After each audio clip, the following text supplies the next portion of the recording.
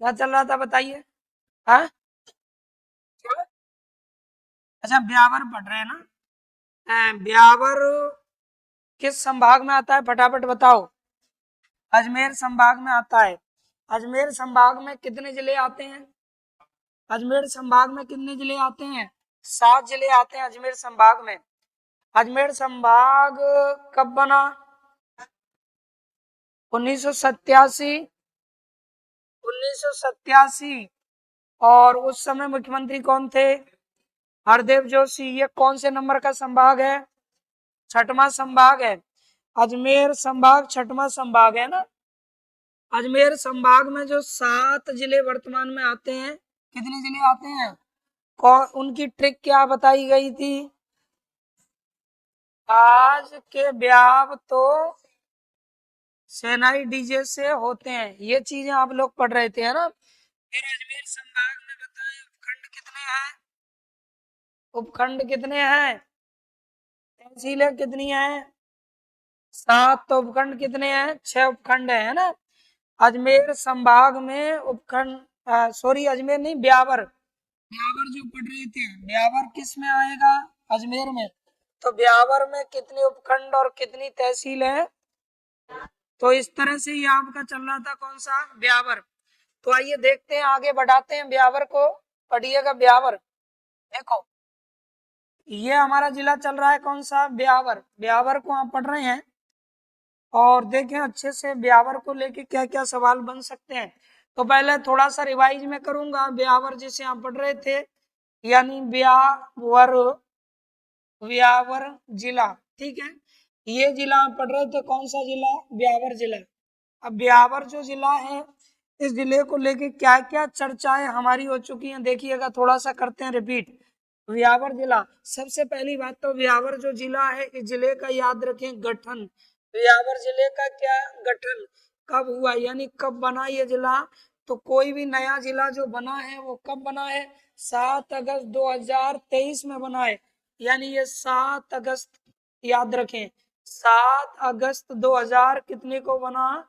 23 को बना। 7 अगस्त 2023 में ये बना, ठीक है। 7 अगस्त 2000 कितने को? 23 को बना। आप लोगों को यहाँ बताया गया था कि ब्यावर जो जिला है, ये जिला किससे अलग हुआ था और किस सीएम के समय बना? तो उस समय सीएम कौन थे सर? तो सीएम क्या थे, है ना, किनके समय ये नए जिले बने हैं? तो ये थे अशोक गहलोत। यानी राजस्थान के तत्कालीन मुख्यमंत्री कौन हो जाएंगे? अशोक गहलोत। याद रखिएगा, इनके द्वारा ये नए जिले बनाए गए थे। अब ये जो जिला बना है ये अलग किससे हुआ है? यानी आपसे पूछा जाएगा कि ये किससे अलग हुआ है, तो अजमेर से अलग होकर के ये जिला बना है। किससे? अजमेर से। अजमेर जिले से अलग किया गया है किसको? ब्यावर को। तो इस तरह ये चीजें आपने पढ़ी। इसके बाद में देखिए, हमने नेक्स्ट यहाँ जाना था कि ये जो ब्यावर है कौन सा? ब्यावर। अब ब्यावर जो जिला है, ये इसमें क्या क्या शामिल है? ये तो इससे अलग हुआ है अजमेर से, लेकिन इसमें कौन कौन से जिलों को शामिल किया गया है या किसके जिले से क्या क्या लिया गया है, ठीक है। तो यहाँ याद रखना, मैंने बताया आपको कितने हैं? 4। यानी 4 वो जिले हैं जिनसे कुछ ना कुछ ब्यावर के लिए लिया गया था। 4 वो जिले हैं जिनसे कुछ ना कुछ लिया गया था। अब वो कौन कौन से हैं 4 जिले, देखिएगा आप। 4 जिले कौन कौन से हैं जिनसे ब्यावर के लिए कोई तहसील उपखंड लिए गए हैं? तो सबसे पहले नंबर 1 यहाँ आप लोगों का हो गया कौन सा? अजमेर। यानी अजमेर से ही अलग हुआ है और अजमेर से कुछ चीजें इसके लिए ली गई हैं। अब अजमेर से क्या लिया गया है तो वो आपको याद रखना होगा। अजमेर से याद रखना, इसमें ली गई हैं कितनी तहसील है? 4। और उपखंड कितने लिए गए हैं बताओ आप? 3 उपखंड लिए गए हैं। अजमेर से कितने उपखंड लिए गए हैं? 3 उपखंड लिए गए हैं। इसके अब कौन कौन से वो 3 उपखंड हो जाएंगे? 3 उपखंड कौन कौन से होंगे? तो देखें, ध्यान रखें, सबसे पहले ऐसे आपको याद रखना है मसूदा। क्या? मसूदा।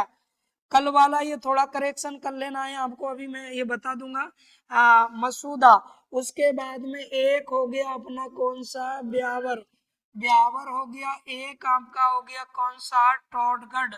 एक कौन सा हो गया, ये टॉडगढ़। यानी याद रखना ये 3 उपखंड ब्यावर जिले में कहाँ से लिए गए हैं, अजमेर से लिए गए हैं। 3 उपखंड लिए गए हैं कहाँ से, अजमेर से। उसके बाद में देखिएगा नेक्स्ट, अजमेर के बाद में फिर और इसमें कुछ मिलाया गया, अजमेर से इतना इसको मिला। उसके बाद में फिर इन्होंने पाली से कुछ मांगा, पाली से, तो पाली जिले से इसमें क्या क्या मिलाया गया है, ध्यान रखें। पाली से क्या क्या लिया गया है, तो पाली से इसमें 2 उपखंड लिए गए हैं। कितने उपखंड, 2 उपखंड। अब पाली से कौन कौन से 2 उपखंड इसमें लिए गए हैं, तो एक तो आपका हो गया जैतारण उपखंड, कौन सा भाई, जैतारण उपखंड। और एक आपका हो गया रायपुर उपखंड, हो जाएगा रायपुर क्या, उपखंड। ठीक है, ये सारे के सारे जो मैं लिख रहा हूँ वो क्या है, उपखंड है। सारे के सारे क्या है, ये उपखंड है। इधर ये टॉडगढ़ भी क्या हो जाएगा दोस्तों, उपखंड हो जाएगा। उसके बाद में ब्यावर भी हमारा क्या हो जाएगा, उपखंड हो जाएगा। और आगे देखें मसूदा भी क्या होगा सर, तो ये भी क्या हो जाएगा, उपखंड हो जाएगा। इस प्रकार से ये उपखंड यहाँ लिए गए हैं। तो पाली जिले से कितने उपखंड लिए गए हैं ब्यावर के लिए, क्योंकि यहाँ मैंने बताया कि किस किस से क्या शामिल किया गया है। तो याद रखना ये 4 जिले हैं, इनसे इसमें कुछ शामिल किया गया है। अब इसके बाद में नेक्स्ट आप देखेंगे, अगला 3rd नंबर की हम बात करें तो तीसरे नंबर पे देखिएगा भीलवाड़ा। ये हो गया अपना कौन सा जिला, भीलवाड़ा। सर भीलवाड़ा से क्या लिया गया है, तो भीलवाड़ा से याद रखना केवल और केवल लिया गया है क्या, बदनौर उपखंड। यानी बदनौर उपखंड याद रखें कहाँ से लिया गया है, भीलवाड़ा से, बदनौर उपखंड। ये आप लोगों को याद रखना है। अब आप मुझे बताएंगे कितने उपखंड हो गए, 6 उपखंड। कितने हो गए, 6। तो ब्यावर जिला जो वर्तमान में जिला है उसमें उपखंड कितने हैं, तो जवाब हो जाएगा 6 उपखंड है। लेकिन ये जो 6 उपखंड है, इन 6 उपखंडों में अब तहसीलों की बात करें तो इसमें इसमें और इसमें एक ये हो गया, एक अपना ये, और एक ये हो गया। यानी इन उपखंडों में तहसीलें कौन कौन सी आती हैं, तो मसूदा देखो यहाँ थोड़ी सी मिस्टेक थी, कल उसको करेक्शन कर लीजिए आप। वो ब्यावर जो विजयनगर लिखी थी आपने, वो विजयनगर ब्यावर के साथ नहीं मसूदा के साथ जुड़ेगी, है ना। तो मसूदा उपखंड में याद रखिएगा 2 तहसीलें आती हैं, एक तो खुद मसूदा तहसील है, एक तो हो गई आपकी मसूदा तहसील, और सेकंड हो जाएगी विजयनगर तहसील। कौन सी, विजयनगर तहसील हो जाएगी। इस तरह से 2 तहसील इसमें आती हैं। ब्यावर उपखंड में केवल एक तहसील आती है सर, कौन सी, ब्यावर तहसील। इसके बाद में टॉडगढ़ में भी एक ही तहसील आती है, कौन सी, टॉडगढ़ तहसील। क्या आएगी, टॉडगढ़ तहसील। जैतारण में भी एक ही आने वाली है, जैतारण तहसील। जैतारण में जैतारण तहसील हो जाएगी, और रायपुर में आपके रायपुर तहसील हो जाएगी। इसके बाद में बदनौर उपखंड में बदनौर तहसील आती है, इसमें कौन सी आएगी, तो बदनौर तहसील आने वाली है, बदनौर तहसील। याद रखें तहसील है ये सारी की सारी, यहाँ मैं लिख रहा हूँ तहसील, यहाँ लिख रहा हूँ तहसील, यहाँ भी लिखिएगा तहसील, और यहाँ भी तहसील, और ये दोनों भी क्या है सर, तहसील है, और ये भी क्या है, तहसील है, याद रखें। तो मेरा मतलब यह है कि तहसीलों की संख्या कितनी हो गई, 7, और उपखंडों की संख्या कितनी हुई, 6। यानी मसूदा उपखंड में मसूदा और विजयनगर 2 तहसील आती हैं। तो कुल मिला के यहाँ बात क्लियर हो गई कि ये जो हम जिला पढ़ रहे हैं, इस जिले में उपखंडों की संख्या कितनी है, तो उपखंडों की संख्या तो कितनी है बताओ, 6। और इस जिले में तहसीलों की संख्या कितनी हो गई, तो तहसीलों की अगर हम बात करें, किसकी, तहसीलों की, तो तहसील कितनी हो जाएंगे, 7। 7 इसमें आपके क्या हो गई, तहसील हो गई। तो ये चीज आपको याद रखनी है। ब्यावर जिला जिसे आप पढ़ रहे हैं, अब वो इसमें एक और देख लीजिए, एक और आप देख लीजिए, 3 के बाद में 4, राजसमंद। सर राजसमंद से इसमें क्या लिया गया है, कोई उपखंड या तहसील ली गई है ना। राजसमंद से याद रखना कुछ क्षेत्र लिए गए हैं, राजसमंद से कुछ क्या लिए गए हैं, कुछ क्षेत्र लिया गया है ना, कुछ एरिया लिया गया है, पहाड़ी क्षेत्र जैसे दर्रे वगैरह वाला एरिया लिया गया है। तो इस तरह से ये चार याद रखिएगा, चार इसमें जिलों से कुछ ना कुछ लिया गया है और अलग किससे हुआ है, अजमेर से। तो ब्यावर जिला अजमेर से अलग हुआ है और चार जिलों से मिलकर के बना है। वो चार जिले कौन से हो जाएंगे, अजमेर है, पाली है, भीलवाड़ा, राजसमंद है, ठीक है। और इन तीनों से इसमें उपखंड लिए गए हैं और इन्हीं उपखंडों में ये तहसीलें आती हैं। तो इस तरह से ये चीज आपको याद रखनी है। इतना तो आपने कल पढ़ ही लिया था, इतना पढ़ा था ना कि इससे और आगे पढ़ा था, फटाफट बताएं, इतना पढ़ा था। अब आगे इसकी लेते हैं हम विशेषताओं को। देखिए क्या क्या विशेषताएं इसकी हैं, किस किस प्रकार से हम इसको पढ़ सकते हैं। तो पॉइंट टू पॉइंट हमें एक एक बिंदु को लेना है। अब देखिएगा एक एक बिंदु को लेते हैं इस तरह से। तो सबसे पहला बिंदु यहाँ हम ले रहे हैं ना, यानी क्या क्या सवाल इसमें से बन सकते हैं, क्या क्या सवाल बन सकते हैं। तो जितने हमारी तहसील हैं, पहले इन तहसीलों का जीके लेते हैं, कौन सी तहसील में क्या आता है।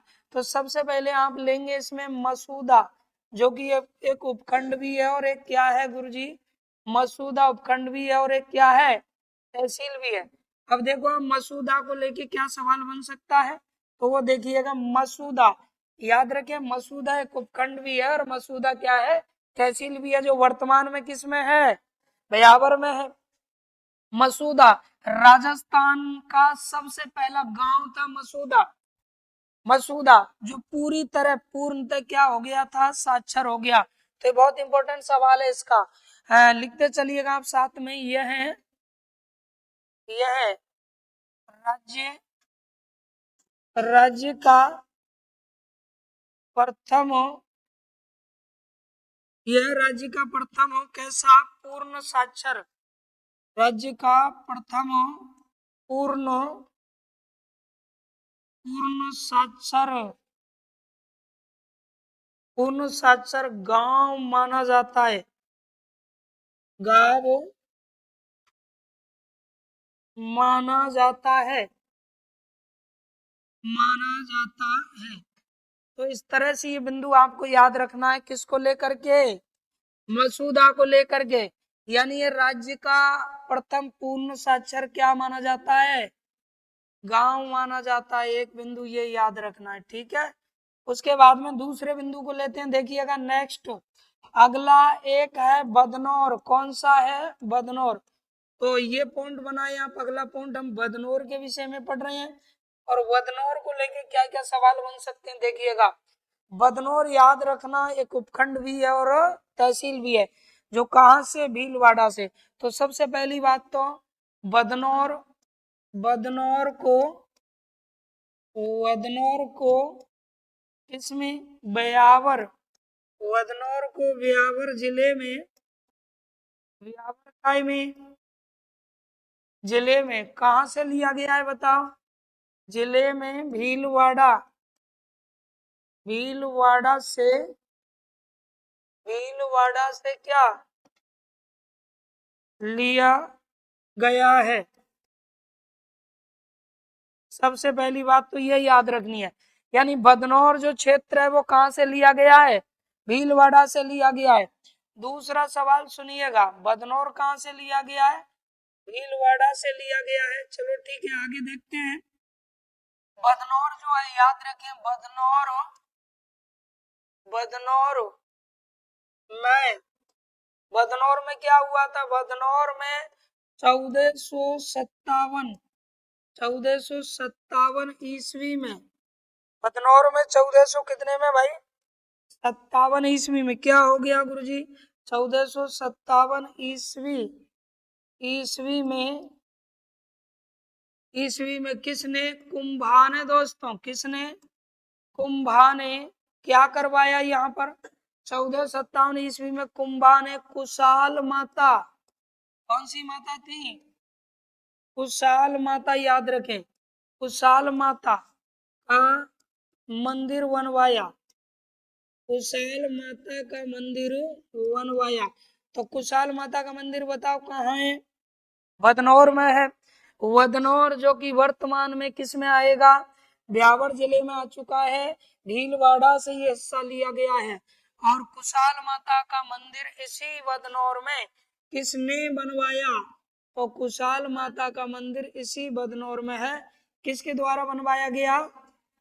हाँ, इनके द्वारा ये बनवाया गया। ठीक है, अब देखिएगा नेक्स्ट बिंदु देखें, अगला अगला पॉइंट देखिएगा। इसी बदनौर में, याद रखें, इसी बदनौर की मैं बात कर रहा हूँ। इसी बदनौर को लेकर के एक युद्ध हुआ जिसे कहते हैं बदनौर का युद्ध। कौन सा युद्ध याद रखोगे? बदनौर का युद्ध। अब देखते हैं बदनौर का युद्ध, इसकी क्या विशेषता है। बदनौर, ये हो गया बदनौर का युद्ध। किन किन के बीच में ये युद्ध हुआ, जानिएगा इस चीज को, स्थिति को जानिएगा। बदनौर का युद्ध किस किस के बीच में हुआ और कब ये युद्ध हुआ। यानी युद्ध कौन सा हो गया? बदनौर का युद्ध। बदनौर का जो युद्ध है वो 1457 ईस्वी में हुआ। अब पहले बदनौर के युद्ध को आप कहाँ पढ़ते थे? भीलवाड़ा। अब आपको कहाँ पढ़ना है? ब्यावर में पढ़ना है। बदनौर का युद्ध सर कब हुआ? ये युद्ध सबसे पहली बात तो 1400 कब हुआ? 57 ईस्वी में हुआ। 1400 कितने में हुआ बताओ? 57 ईस्वी में हुआ। अब बदनौर के युद्ध की क्या क्या विशेषता है वो सुन लीजिए। तो यह युद्ध जो है किस किस के मध्य में हुआ, यानी बदनौर का जो युद्ध हुआ दोस्तों वो किन किन के मध्य में हुआ। तो ये युद्ध याद रखना किस किस के मध्य हुआ। तो एक तरफ तो थे कौन? कुंभा, यानी राणा कौन? राणा कुंभा थे एक तरफ तो। एक तरफ तो कौन थे? Rana Kumbha versus Rana Kumbha versus. दूसरी तरफ कौन थे? तो दूसरी तरफ थे मालवा के, यानी महमूद। मालवा के कौन? महमूद खिलजी। महमूद खिलजी। महमूद खिलजी कहाँ के थे गुरुजी? मालवा, एमपी है ना, मालवा नरेश। उसके बाद में प्लस इनके साथ और थे। और कौन संयुक्त रूप से थे? तो वो थे कुतुबुद्दीन शाह। यानी कौन थे? कुतुबुद्दीन शाह इनके साथ में थे। देखें, कुतुबुद्दीन कुतुबुद्दीन शाह, याद रखना। ऐबक की बात नहीं कर रहा दोस्तों, कुतुबुद्दीन शाह। ये कहाँ से थे? गुजरात से थे। कहाँ से थे? गुजरात से। इन दोनों की संयुक्त सेना थी। एक तरफ थे कौन? राणा कुंभा। एक तरफ उन दोनों की संयुक्त सेना थी, वो इकट्ठा होकर लड़ रहे थे। और इस युद्ध में याद रखना जीत किसकी हो जाती है? तो इस युद्ध में जीत हुई थी किसकी? कुंभा की। और उनकी सेना क्या हुई? पराजित हुई। और जब कुंभा की ये जीत हो गई तो इस जीत के उपलक्ष्य में, इसी जीत के कायम में उपलक्ष्य में, ये जब इनकी जीत हो गई तो इसी जीत के उपलक्ष्य में इन्होंने किसका निर्माण करवाया? तो जीत के, याद रखना कायम है भाई, उपलक्ष्य में। इसी जीत के उपलक्ष्य में इन्होंने बनवाया क्या? तो उपलक्ष्य में ही कुशाल माता मंदिर बनवाया। कौन सा? कुशाल माता मंदिर। तो एक तो आपको ये युद्ध का स्थान बदल चुका है, एक तो युद्ध का स्थान बदल चुका है भाई। बदनौर का युद्ध आज तक आप पढ़ते थे 1457 में हुआ। बदनौर का युद्ध महाराणा कुंभा मेवाड़ के राजा ने किससे लड़ा? मालवा, यानी एमपी के कौन थे? महमूद खिलजी। लेकिन महमूद खिलजी अकेले नहीं थे, गुजरात के कुतुबुद्दीन शाह कौन थे? कुतुबुद्दीन शाह साथ में थे। उन दोनों की संयुक्त सेना को महाराणा कुंभा ने क्या किया? पराजित किया। और पराजित करने के बाद इनकी विजय हो गई। तो महाराणा कुंभा ने इसी विजय के उपलक्ष्य में किसका निर्माण करवाया? फटाफट बताएं। तो कुशाल माता मंदिर का निर्माण करवाया। अब दो चीजें आपको विशेष याद रखनी है। वदनौर का युद्ध ये आपको पढ़ना है ब्यावर जिले में, और एक कुशाल माता का मंदिर ये भी आपको पढ़ना है किसमें? ब्यावर जिले में। ठीक है, कुशाल माता का मंदिर भी कहाँ? ब्यावर में। इससे पहले आपने पहला पॉइंट पढ़ा, मसूदा, यानी राज्य का प्रथम पूर्ण साक्षर गांव माना गया था। कौन सा? मसूदा को माना गया। तो आगे बढ़ते हैं, देखिए नेक्स्ट और क्या क्या सवाल इसमें हमें पढ़ने हैं वो देखें। अगला बिंदु देखें आप, नेक्स्ट नेक्स्ट देखें। अब लेते हैं नेक्स्ट पॉइंट।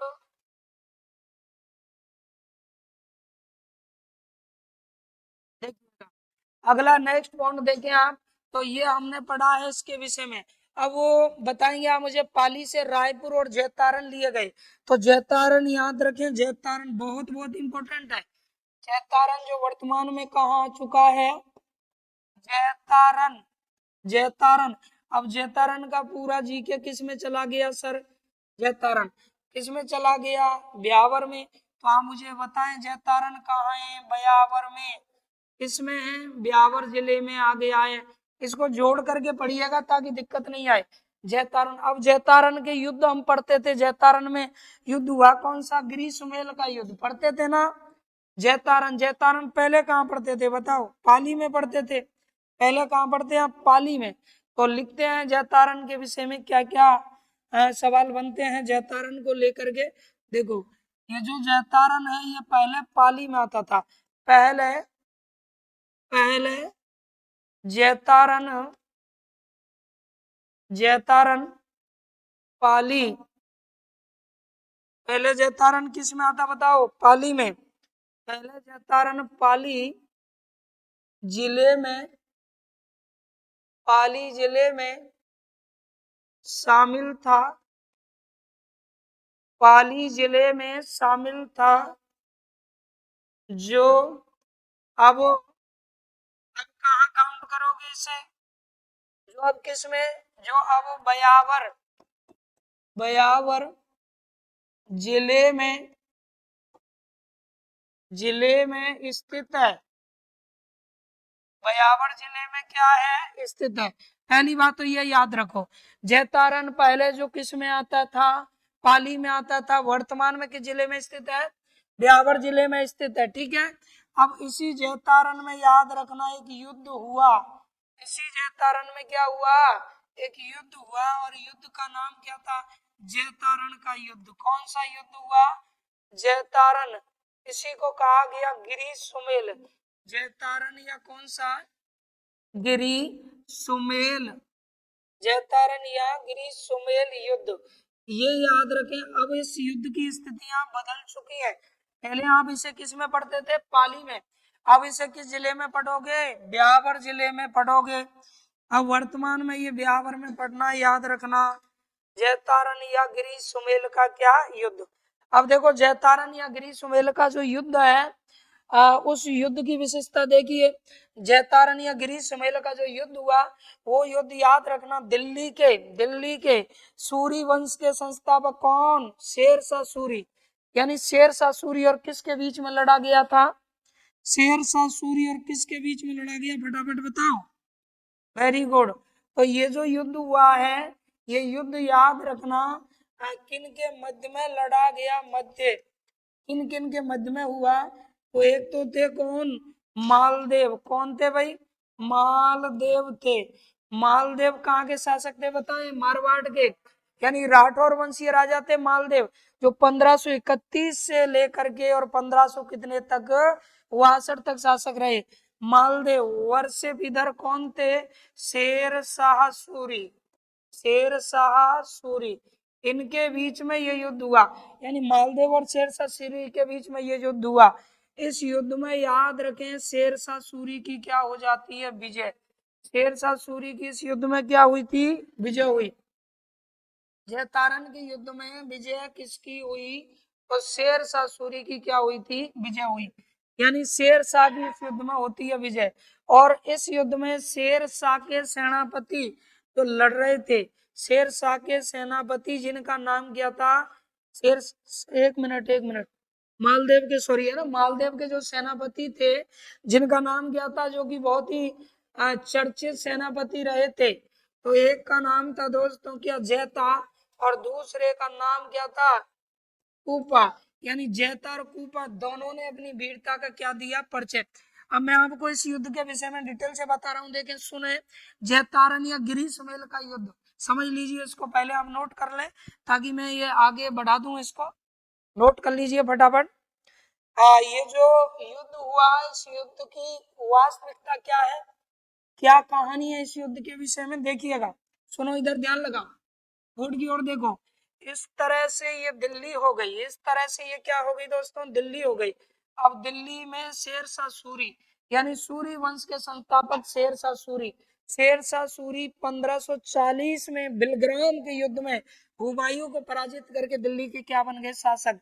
यानी 1540 में शासक बने और 1500 कितने तक शासक रहे थे? 45 तक। 1540 से और 45 तक शासक रहे थे कौन? शेर शाह सूरी। कौन रहे थे बताओ?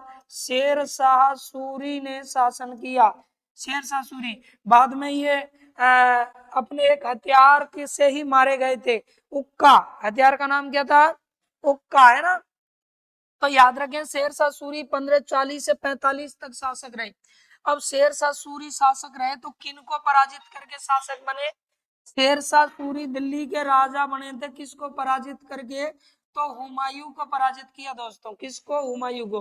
अब हुमायूं क्या करते हैं? हुमायूं यहाँ से पराजित होने के बाद जब उनके हाथों से दिल्ली चली गई तो हुमायूं चले गए कहाँ के लिए? सिंध के लिए। कहाँ चले गए? सिंध की ओर चले गए। अब जब ये सिंध की ओर जा रहे थे तो रास्ते में सिंध के की ओर चले गए, यानी इन्होंने सोचा कि इनके एक भाई थे, उन भाई के गुरु के पास में चले गए, है ना।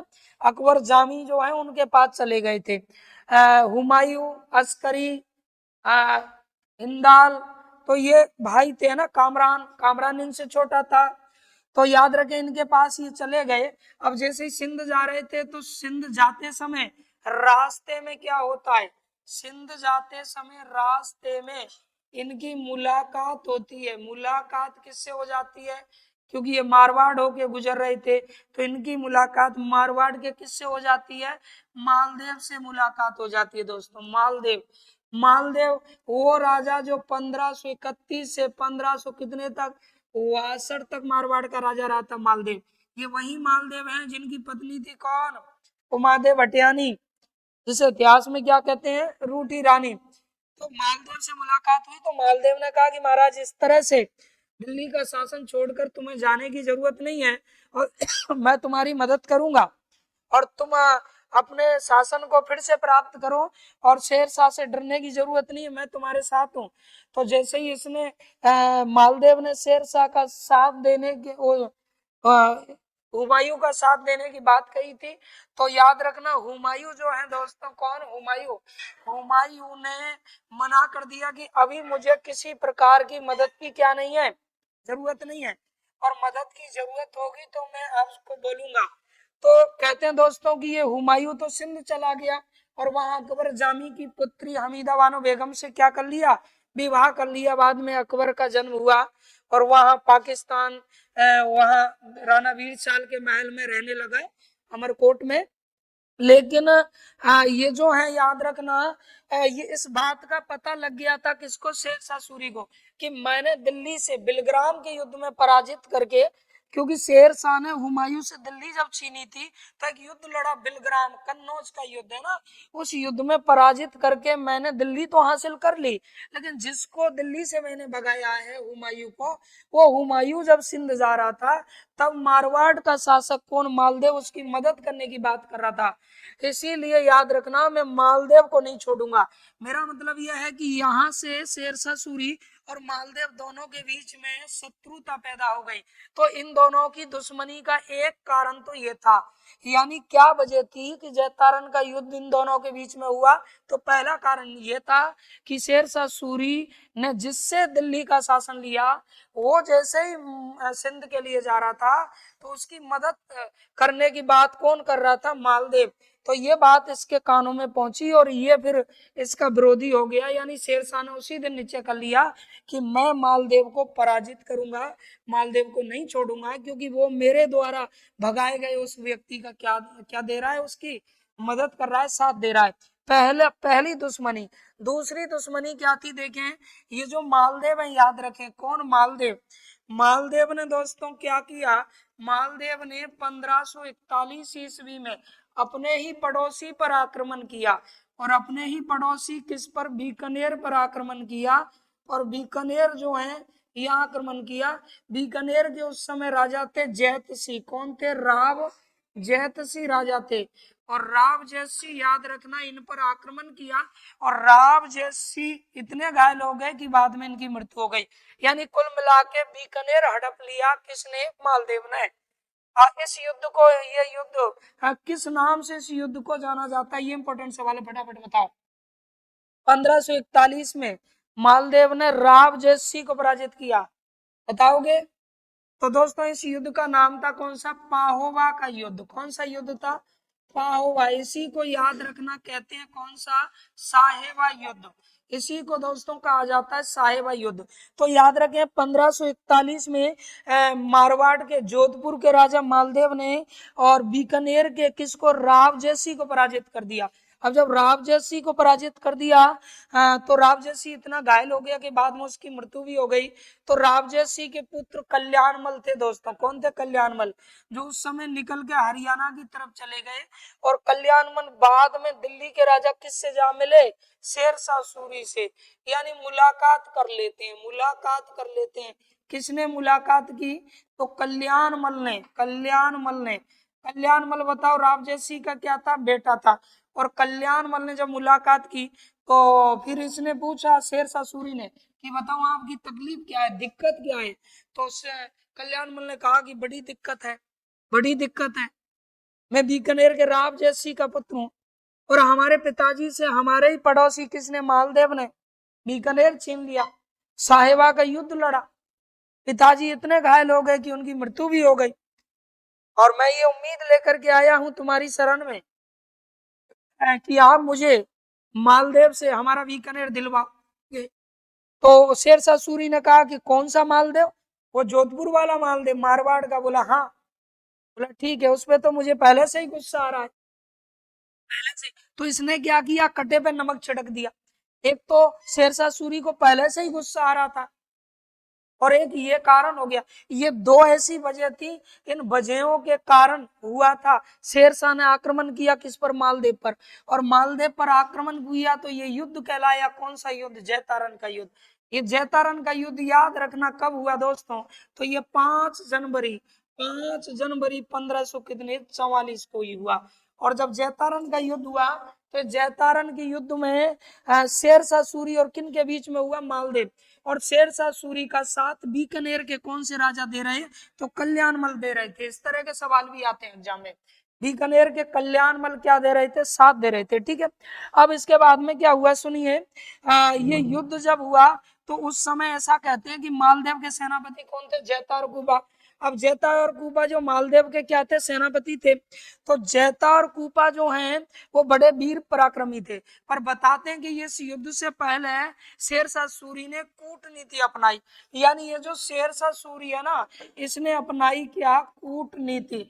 इसने कूटनीति अपनाई थी, यानी सही नीति से युद्ध नहीं किया। क्या किया इसने कूटनीति में? शेरशाह सूरी ने पत्र लिखवाए थे झूठे। सबसे पहले तो उसने ये पता लगाया कि मालदेव के सेनापति रहते कहाँ हैं।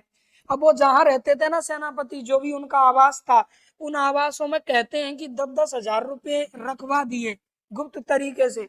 और उनको पता भी नहीं था कि हमारे घरों में 10-10 हजार रुपए रख दिए। दूसरा फिर एक चिट्ठी लिखी मालदेव के लिए। बोला मालदेव, जिन सेनापतियों के बलबूते तू मुझसे युद्ध करेगा ना, वो सेनापति तो मैंने खरीद लिए हैं, वो मेरा साथ देंगे। और तुझे अगर यकीन नहीं हो तो उनके घरों को चेक करवा ले, पैसे दिए हैं मैंने उनको, पैसे रखे मिलेंगे। तब कहते हैं कि वो घर चेक करवाए थे मालदेव ने और उनके आवासों में क्या मिले थे? पैसे मिल गए थे।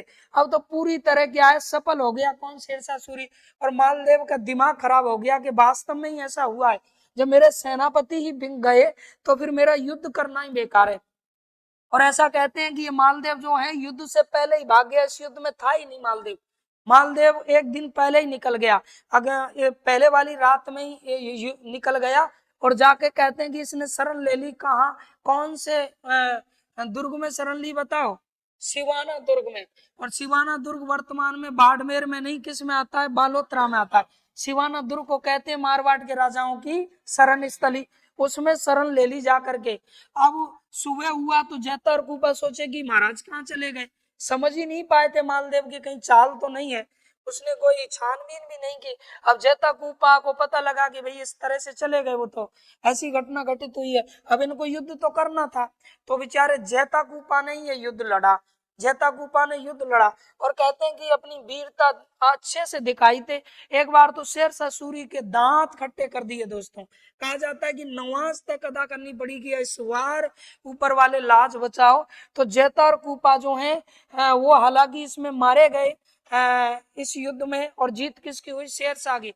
लेकिन कहते हैं कि शेरशाह सूरी इस युद्ध में जीत तो गया, पर जीत के बाद में शेरशाह को कहना पड़ा, क्या कहना पड़ा शेरशाह सूरी को? इसको कहना पड़ा कि मैं मुट्ठी भर, मैं किसके लिए? मैं मुट्ठी भर बाजरे के लिए हिंदुस्तान की क्या खो देता? बादशाह खो देता। मैं मुट्ठी भर बाजरे के लिए हिंदुस्तान की बादशाह खो देता, यानी मेरे हाथ से हिंदुस्तान का बादशाह हूं, और एक मुट्ठी भर बाजरे के लिए, एक छोटे मोटे क्षेत्र के लिए मेरी बादशाह चली जाती। और फिर बाद में कहते हैं कि शेरशाह सूरी जैता कूपा से की वीरता से इतना प्रभावित हो गया कि इसने आगे जैता और जो कूपा है, वो जैता कूपा के जो वंशज है, और जो भी इनके परिवार जन थे, उन परिवार जनों का लिखा मिलता है ऐसा कि उनकी कुछ मदद भी इसने की। तो याद रखना, ये यहाँ पर ये आपको मुट्ठी भर बाजरे के लिए हिंदुस्तान की बादशाह खो देता, किसने कहा? ये कथन याद रखना है, शेरशाह सूरी का है। और किसकी वीरता के कारण कहा? जैता कूपा की वीरता। तो ये था कौन सा? गिरी सुमेल जैतारण का युद्ध 5 जनवरी 1544 में हुआ। जो वर्तमान में याद रखें, ये कहाँ है? वर्तमान में गिरी सुमेल या जैतारण कहाँ गया है? ब्यावर जिले में। कहानियां सेम बोगी वही है, इतिहास नहीं बदला है, स्थान बदले हैं, सिर्फ स्थान बदले हैं, इतिहास पहले जैसा वो का वही है। तो इसके बाद में ये चीज आपको याद रखनी है, और आगे देखेंगे। नेक्स्ट, आगे देखिए अगला और क्या क्या इसमें हमें पढ़ना है, सुनिएगा। नेक्स्ट देखिए, अगला बिंदु हम पढ़ रहे हैं ब्यावर। अब आप ये हेडिंग बनाएंगे ब्यावर। इसके लिए थोड़ा मेन पॉइंटों को आपको लिखना है। देखें, ये लिखना है केवल युद्ध के बारे में, युद्ध कब हुआ है और किन किन के बीच में हुआ है, और जीत किसकी हुई है। बाकी किसके लिए 2-4 छोड़िएगा जगह, फिर मैं नोट करवाऊंगा, ठीक है। तो आगे ये आप देखो 3-4 लाइनें उसमें छोड़ देना, कोई बात नहीं।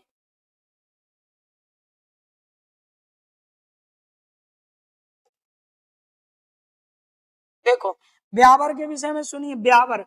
अच्छा, ब्यावर को लेके, खुद ब्यावर को लेके क्या क्या जी के बनने वाला है। अब ब्यावर को लेके बिल्कुल जी के बनने वाला है।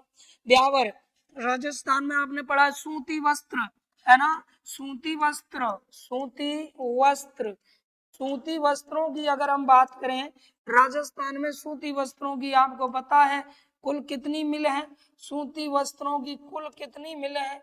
कितनी मिल थी? तो कितनी थी? 23 थी। कितनी मिल थी बताओ? 23 मिल थी, है ना? कितनी मिल थी भाई? 23 थी। अब ये जो 23 मिल थी सूती वस्त्रों की, याद रखना, तो 23 मिल जो थी, उन 23 मिलों में आपको पता है सबसे पहली मिल यानी फर्स्ट मिल की हम बात करें तो किस नाम से थी बताओ? पहली मिल थी दा कृष्णा मिल, दा कृष्णा मिल। ये नोट करते चलो, फटाफट नोट करते चलो। दा कृष्णा मिल, ये राजस्थान में सूती वस्त्र की कैसी मिल मानी जाती है? प्रथम मिल मानी जाती है। राजस्थान में सूती वस्त्र की प्रथम मिल मानी जाती है कौन सी? दा कृष्णा मिल, दा कृष्णा मिल, ठीक है, ये मानी जाती है। ये 1800 कितने में लगी थी? 89 में स्थापना हुई दा कृष्णा मिल की स्थापना। और दा कृष्णा जो मिले, याद रखें, ये दामोदर दास राठी ने, किसके द्वारा? दामोदर दास। वैसे ये जैसलमेर के थे, है ना? दामोदर दास किसने दोस्तों? राठी ने अपनी पत्नी, अपनी क्या? अपनी पत्नी, और पत्नी का नाम क्या था गुरुजी? तो अपनी पत्नी कृष्णा के नाम पर, किसके नाम पर? कृष्णा के नाम पर, याद रखना दोस्तों, कृष्णा के नाम पर यह मिल, यह मिल किस क्षेत्र में लगवाई थी? निजी क्षेत्र में, निजी क्षेत्र में स्थापित करवाई, निजी क्षेत्र में स्थापित करवाई, स्थापित करवाई, यानी ये निजी क्षेत्र की मिल है, याद रखें। अच्छा, इस मिल की एक खासियत है, राज्य में याद रखें, राज्य में सर्वाधिक राज्य में सर्वाधिक क्या? हथकरघा, राज्य में सर्वाधिक हथकरघा इसी में लगे हैं, इसी में लगे हैं। राज्य में सबसे ज्यादा हथकरघा कहाँ लगे हैं, तो इसी मिल में लगे हुए हैं। सबसे ज्यादा क्या हथकरघा इसमें लगे हुए हैं। कौन सी मिल है, द कृष्णा मिल है। ये मिल कहाँ लगवाई गई, तो ब्यावर में। कहाँ लगवाई गई, ब्यावर में। ठीक है, अब इसके बाद में देखिएगा ब्यावर में ये मिल लगवाई गई, कहाँ, ब्यावर में। दूसरा दूसरा बिंदु देखें, इसके बाद में याद रखें अगला और भी मिल है, और भी मिल है। अगली एक मिल थी जिस मिल का नाम क्या है दोस्तों, एडवर्ड। कौन सी मिल है, Edward, Edward cotton mill, Edward cotton mill. ये मिल याद रखना, ये राज्य की दूसरी सूती वस्त्र की मिल मानी जाती है। और ये मिल कब लगाई गई, 1900 कितने 6 ईस्वी में लगाई गई। और यह राज्य की कौन सी है, यह है राज्य की दूसरी दोस्तों, ये राज्य की दूसरी क्या मानी जाती है, सूती वस्त्र की, सूती मिल मानी जाती है। लेकिन ये किस क्षेत्र में थी, तो ये राज्य की पहली सरकारी क्षेत्र की, यानी जिसे अपन क्या कहते हैं, सार्वजनिक सरकारी क्षेत्र की। यह राज्य की, यह राज्य की प्रथम, प्रथम कैसी, क्योंकि वो निजी में थी, राज्य की प्रथम सरकारी क्षेत्र की मिल थी दोस्तों। सरकारी क्षेत्र, सरकारी क्षेत्र की क्या थी, मिल थी, याद रखना, मिल थी। ठीक है, तो वो थी कौन सी, एडवर्ड कॉटन मिल। इस मिल की अगर हम बात करें तो ये मिल, मिल भी बताओ कहाँ पर है, ये मिल भी कहाँ पर है गुरुजी, तो ये भी याद रखना दोस्तों, ब्यावर में ही है। कहाँ पर है, ब्यावर। तीसरे नंबर पे आइएगा, थर्ड नंबर पे देखें, थर्ड नंबर पे अगला नेक्स्ट मिल हो जाएगी कौन सी, महालक्ष्मी। कौन सी, महालक्ष्मी दोस्तों, महालक्ष्मी कॉटन मिल। ये अगली मिल हो गई आपकी महालक्ष्मी कॉटन मिल। अब गुरुजी महालक्ष्मी कॉटन मिल जो है, इसकी स्थापना कब हुई, तो 1925 ईस्वी में हुई दोस्तों। 1925 ईस्वी में ये स्थापित हुई थी।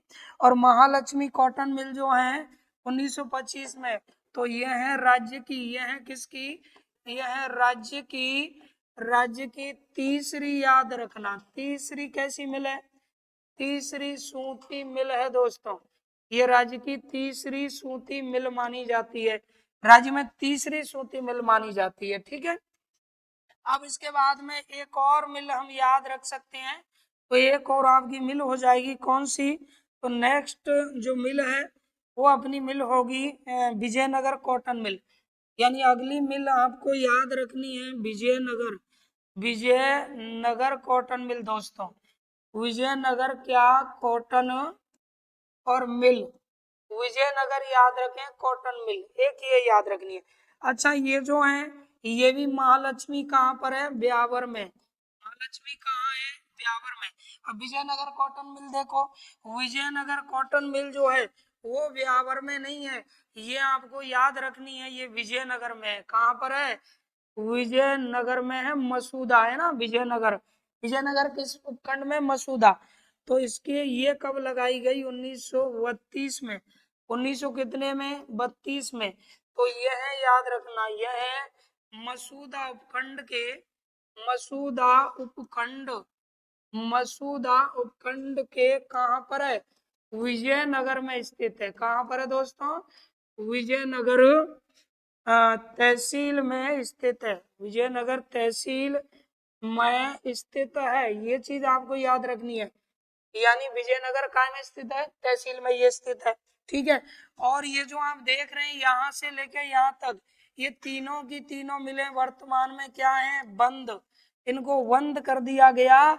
और 1900 कितने में, 73 और 74 में, इनको किससे 1973-74 में क्या किया गया, इन मिलों को बंद करके और राष्ट्रीय क्या, यानी राष्ट्रीय वस्त्र निगम के अंतर्गत कर दिया इनको। ठीक है, तो ये बंद कर दी गई, याद रखना 1973 और 74 में इनको कन्वर्ट कर दिया। तो ये चीज आपको याद रखनी है।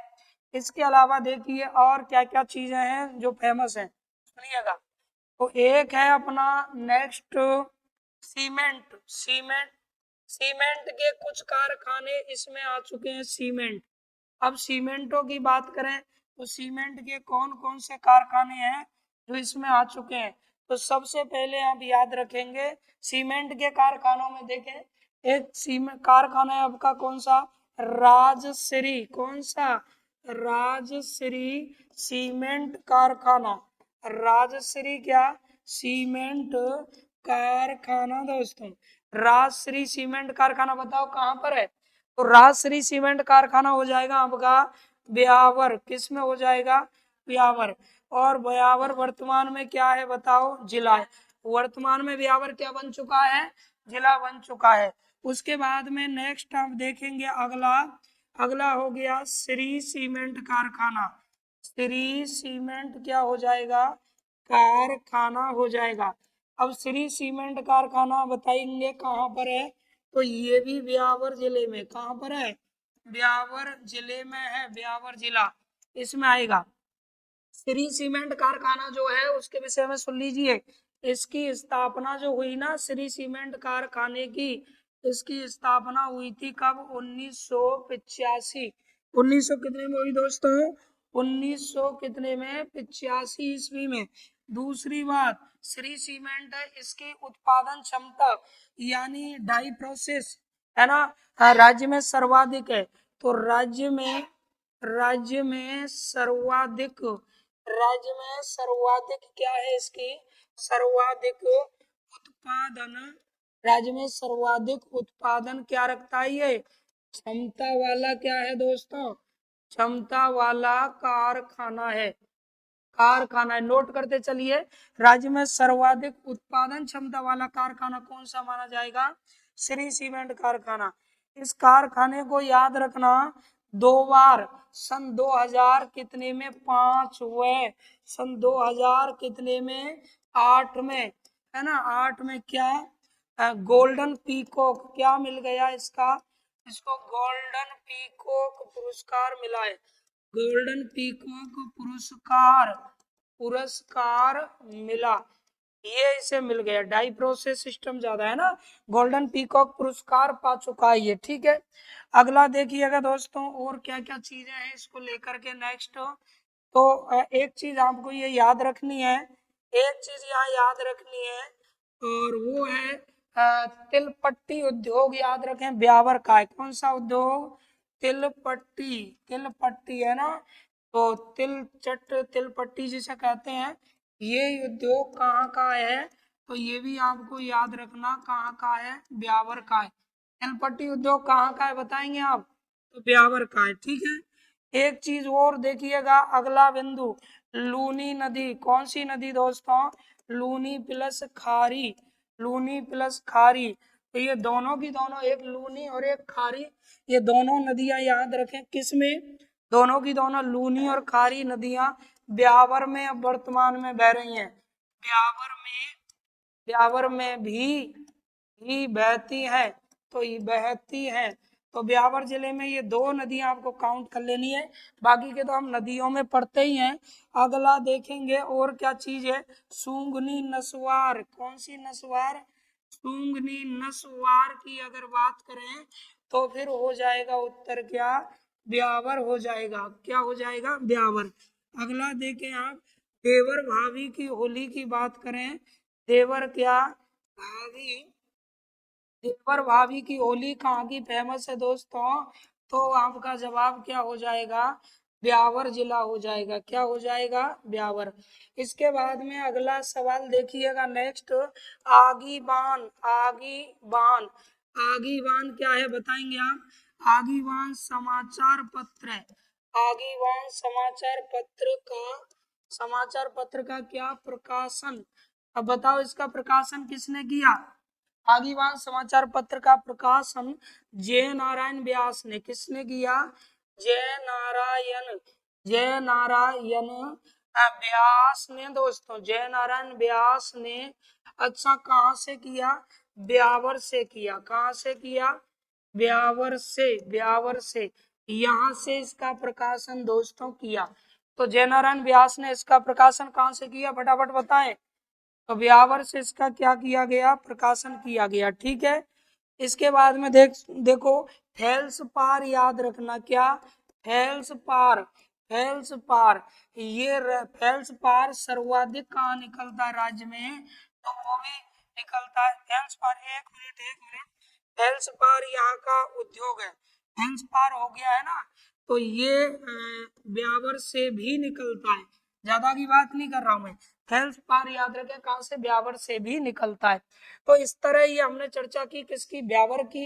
ब्यावर को लेके कौन कौन से सवाल हमारी परीक्षा में बन सकते हैं, तो इसके बाद में नेक्स्ट नवीन जिला पढ़ेंगे। आप दर्पण क्लासेज करौली के यूट्यूब चैनल से जुड़े हुए हैं, और इस वीडियो को अन्य दोस्तों तक शेयर करें। तब तक के लिए नमस्कार, जय हिंद।